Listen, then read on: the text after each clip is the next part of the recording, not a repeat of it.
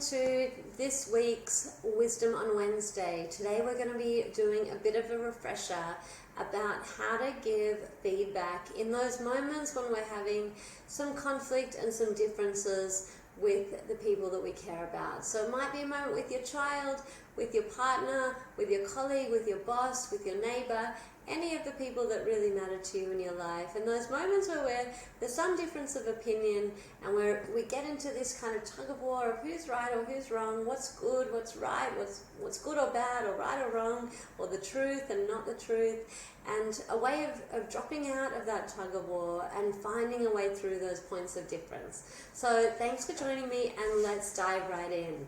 So how do we manage those stuck moments? We manage them with what I call feedback sandwiches. So this is a little trick. So first of all, the first piece of bread in the sandwich, we're going to go through each of these steps. So the first piece of bread is validating.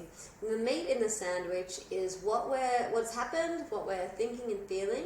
And the second piece of bread is where to from here. So there's a little formula for managing those moments of difference. And they're great for clarifying what's happening and for strengthening and repairing relationships in those difficult moments. So if we were to start, first of all, there might be a point of difference where there's two people who, aren't quite understanding the situation in the same way. They're having different feelings and needs, and things are getting a little bit kind of reactive. So in those moments, before we jump in with what we're thinking and feeling, we want to have a receptive audience. So to have that receptive audience, one of the tricks is to actually really validate where that audience member is coming from first. So, it's great to feel heard and seen. We all appreciate that. So the first thing we want to do is have the other person in the exchange feel heard and seen. So this works as that first piece of bread in the sandwich, which is validating. So we might say something like, I can really see how angry you are about that, or I can see this really matters to you, or that I can see that's disappointed you, or you're a bit sad about that, or you're having a feeling about that. So maybe we don't even know what the feeling is, but we can just name and identify and validate that I can see something's happening for you, that you've got a feeling about that as well. So first of all, validating. It might be a feeling, or it might be what we anticipate they might be thinking. So it might be saying something like, I can see you worked really hard on that, or I really get that parenting is something that really matters to you.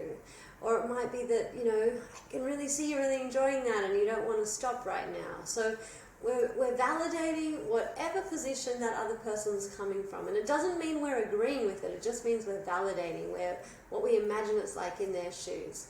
Then the piece of meat in the sandwich is, naming what's happening for us. So it might be, when I asked you to do that thing and you said no, I started to feel really frustrated. And, I'm worried about the next thing that we need to get to. Or so we're sharing, what the situation was, what we feel about it, and what we think about it.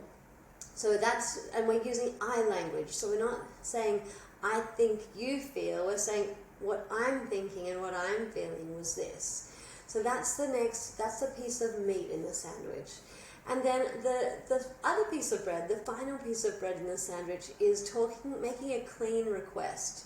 So it might be, even though you're thinking and feeling this way, and I'm thinking and feeling that way, what I'd really like to see happen is that we can find some way forward that works for us both. So that's the clean request.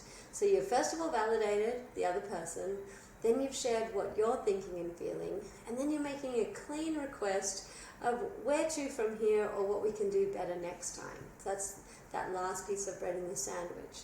So that might look like, I'd love us to talk more kindly to each other, or maybe we can, next time we're running out of time like this, we can do it differently in this particular way.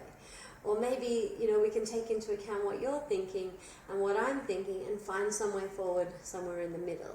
So making a request of how to do it differently next time is that last piece of bread in the sandwich.